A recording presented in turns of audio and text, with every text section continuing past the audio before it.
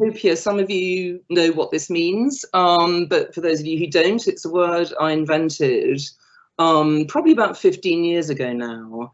And it just means food place. So it's a way of describing the world as it's shaped by food.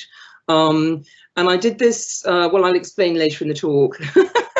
Got to stop saying I'll explain later or I'll never get the talk done. Because I guess I had a revelation, you know, maybe 20 years ago, that we live in a world shaped by food. And it's one of those things, once you see it, that you wonder how you could possibly have not seen it before. And probably my favorite image for describing the food-shaped world that we live in is this one. Again, probably very familiar to many architects, possibly not so to everyone in the audience, but I mean, it's this wonderful image which basically sits on one wall of the town hall in Siena.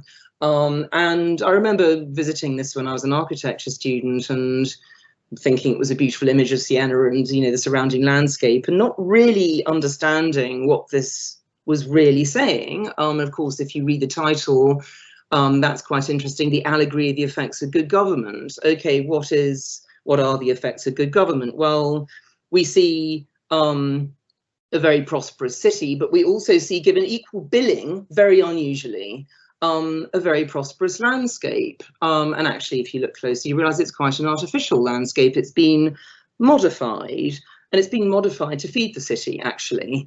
And then you realize that this red wall is actually not a wall at all. It's a membrane through which stuff, people, animals, and of course food are passing the whole time. So you see asses with grain on their backs, or a pig walking to market. You see huntsmen leaving the city to maybe go and shoot a boar for dinner.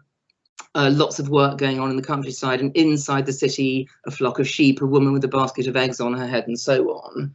So you realize that actually there's a kind of conversation, a constant dialogue going on, and it's a symbiosis that we're looking at here.